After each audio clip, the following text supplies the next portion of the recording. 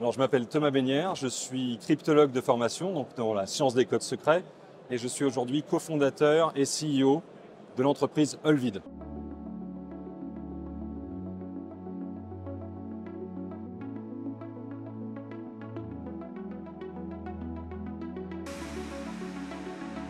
Alors, Olvid, c'est très simple, c'est une messagerie instantanée, c'est la première messagerie privée au monde.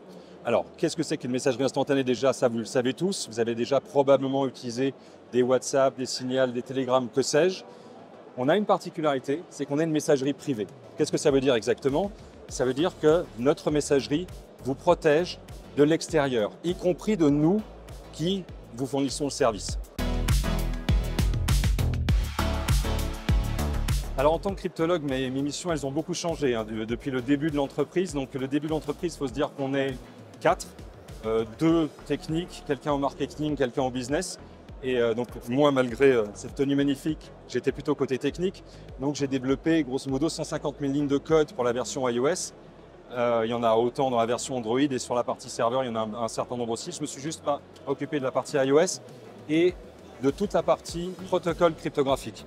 Donc là, à ce moment-là, il y a une double compétence. Il y a une compétence en mathématiques, en cryptologie. Donc moi, j'ai fait une thèse de doctorat en cryptographie avant de commencer ça. Enfin, j'ai eu une vie avant Olvid, toujours en cryptographie.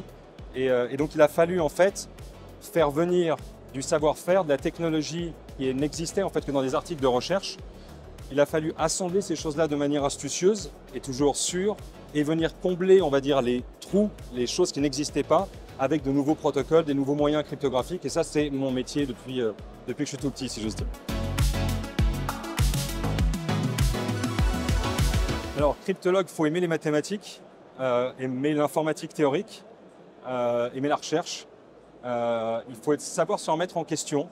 La cryptologie, c'est, même au niveau de la recherche la plus fondamentale, c'est presque un jeu de ping-pong entre les cryptologues qui vont créer un moyen de sécurité pour faire de la signature numérique, pour faire du chiffrement, pour faire du zero knowledge, pour toutes sortes de choses encore plus obscures qu'on ne découvre que quand on avance un peu dans cette pratique-là.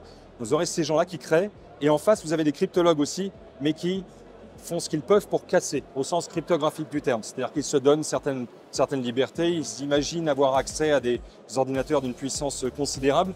Qu'est-ce qu'on peut faire de ça pour casser ce qui a été fait là? Et parfois, voilà, on a passé des mois, des années à développer quelque chose.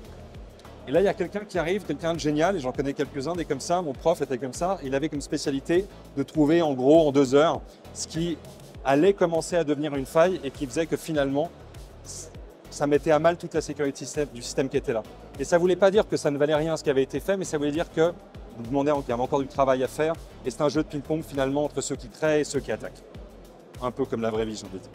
Donc il faut aimer les mathématiques, aimer se remettre en question, aimer l'informatique, et c'est déjà pas mal.